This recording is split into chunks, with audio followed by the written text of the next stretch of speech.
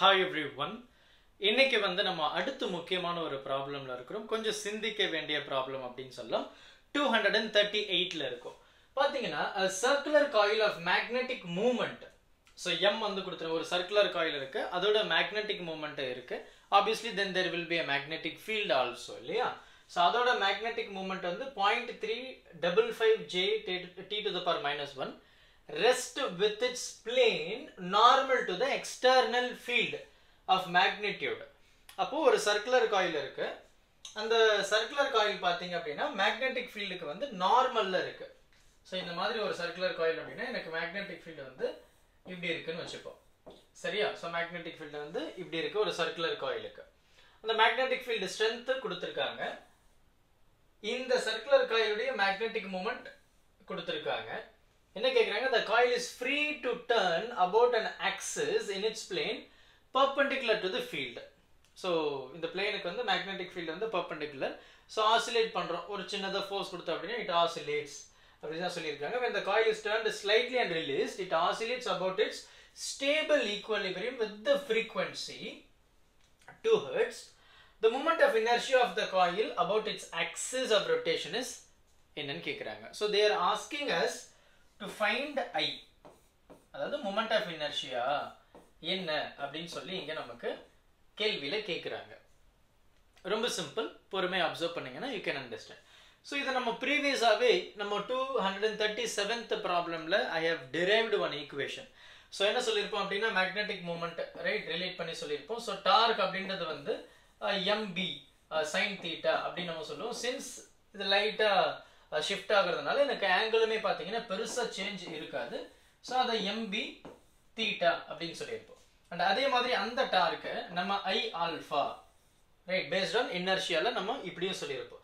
So இது ரெண்டுத்தையும் relate பண்ணும்போது I can say I alpha which is equal to mb theta.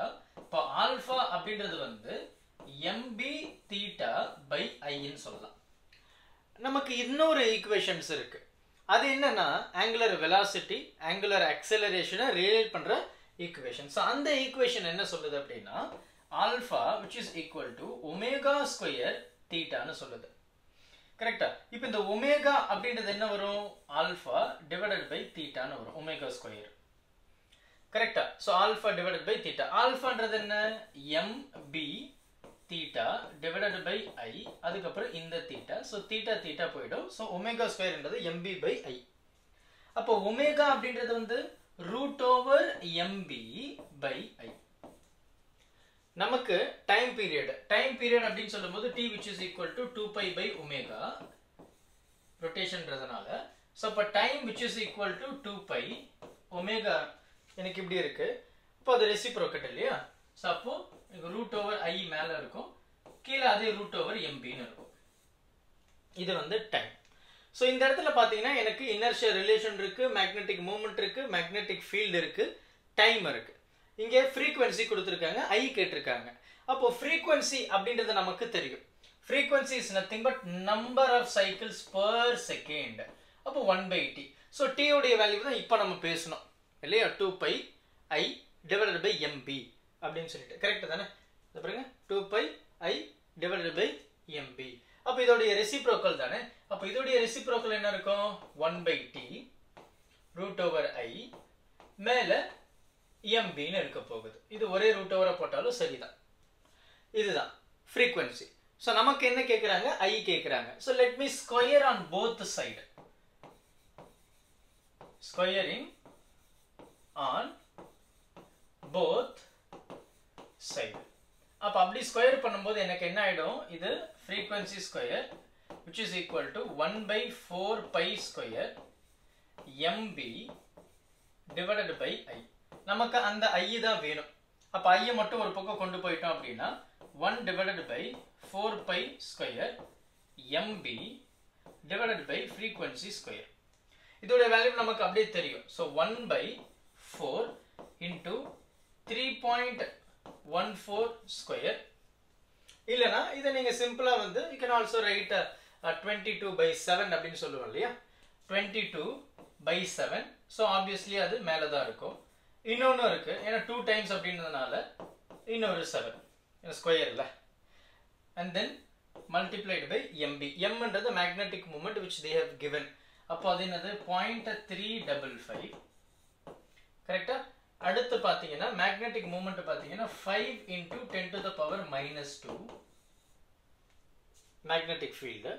Frequency பாத்தீங்கன்னா 2 square, so 4. கரெக்டா? So இதை நம்ம சிம்பிளா ஆக்கணும் இந்த நம்பரை அப்படின்னா let me say multiply by 100 and divide by 100. அப்போ இந்த டேர்ம் என்ன ஆயிடும் 35.5 னு இருக்கும். நான் அந்த 35 னை ரவுண்ட் ஆஃப் பண்ணி எடுத்துர்க்கேன். 35 மட்டும் எடுத்துர்க்கேன். இது இந்த ரெண்டு 0 வந்து இதோட ஆட் பண்ணிட்டேன். ரிமைனிங் 10 கீழ 100 இருக்கு. சோ எனக்கு எங்கேயுமே எனக்கு அவசியம் இல்ல. சோ இந்த 100 நான் மறுபடியும் மேல கொண்டு போய்ட்டேன் அப்படினா இது -2. சோ எனக்கு 10 to the power -4 னு இருக்கு. சரியா? இப்போ நான் என்ன பண்ணப் போறேன்? I'm going to multiply இந்த 7 into 7 and then அது into 35 into 5. So அந்த மாதிரி மல்டிப்ளை பண்ணீங்கன்னா you will get the value as 8575 னு வேல்யூ வரும் நியூமரேட்டர்ல. டினாமினேட்டர்ல பாத்தீங்கன்னா when you multiply 22 into 22 into 16 you will get the value as 4477. And then இது என்னது 10 to the power -4. இதை நீங்க calculate பண்ணீங்கன்னா you will get 1.107 10 to the power -4 kg meter square. இதுதான் நமக்கு ஃபைனலா கிடைக்கக்கூடிய moment of inertia உடைய வேல்யூவை நம்ம பார்ப்போம். சரியா? பொறுமையா பாருங்க. இதுல நமக்கு எங்க டவுட் வரும்? மேபி இதுல இருந்து நமக்கு கிளியரா இருக்கு. இதுல ஒண்ணுமே கிடையாது. இது எப்படி வந்தது அப்படின்றத நமக்கு வந்து பெரிய டவுட்டா இருக்கும். இத வந்து நம்ம 237ல போட்டுருக்கோம். எக்ஸ்பிளனேஷன் கொடுத்திருப்போம். அதை ஒரு தடவை ரெஃபர் பண்ணுங்க. You will have very clear idea. Okay? Thank you. Help others with a smile.